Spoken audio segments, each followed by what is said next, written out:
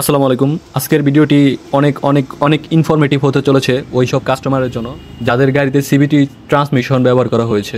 সিবিটির পূর্ণরূপ হচ্ছে continuously variable transmission. আজকে আমরা যে গিয়ার বক্সটি খুলেছি এটার প্রবলেম ছিল গাড়িটা ডিএ এবং রিভার্সে দিলে ধাক্কা দিত আর স্পিডটা মাঝে মাঝে ছেড়ে দিত। তো আমি চেক করার পর দেখলাম বাল্ব বডি এবং ক্লাস প্যাকের প্রবলেম। তো ক্লাস প্যাক এবং বাল্ব বডিটা পরিবর্তন করে দিলাম আর রোটার এবং বেল্টটাও পরিবর্তন করে দিলাম। তো আলহামদুলিল্লাহ এখন ফিটিং করছি। আসলে ছোট্ট একটি ভিডিওতে সব কিছু তুলে ধরা সম্ভব না। ভিডিওটা যেহেতু ইনফরমেটিভ তাই ভাবলাম যে সব কিছু দুইটা পার্টেই করি। নেক্সট পার্টে আমরা আপনাদের সাথে শেয়ার করব কিভাবে গিয়ার বক্সটি আমরা গাড়িতে ফিটিং করলাম এবং কিভাবে আমরা সিবিটি ক্যালিব্রেশন করলাম। ও আরেকটা কথা মনে করিয়ে দিতে চাই, এই গাড়িটা হচ্ছে টয়োটা এক্সিও 2008-এর মডেল। গাড়িগুলো সাধারণত 4 হুইল ড্রাইভ হয়ে থাকে, মানে অল হুইল ড্রাইভ, তাই 4 চাকাতেই পাওয়ার থাকে।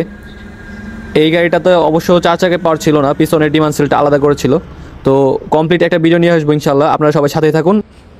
আপনার গাড়ির গিয়ার বক্সেও যদি এরকম কোনো প্রবলেম থাকে আমাদের সাথে যোগাযোগ করতে পারেন। আমাদের ঠিকানা ডিসক্রিপশন বক্সে লেখা থাকবে। এছাড়াও আপনারা আমাদের ওয়ার্কশপে সরাসরি এসে ভিজিট করতে পারেন, কল দিতে পারেন আমাদের নিচে দেওয়া নাম্বারে।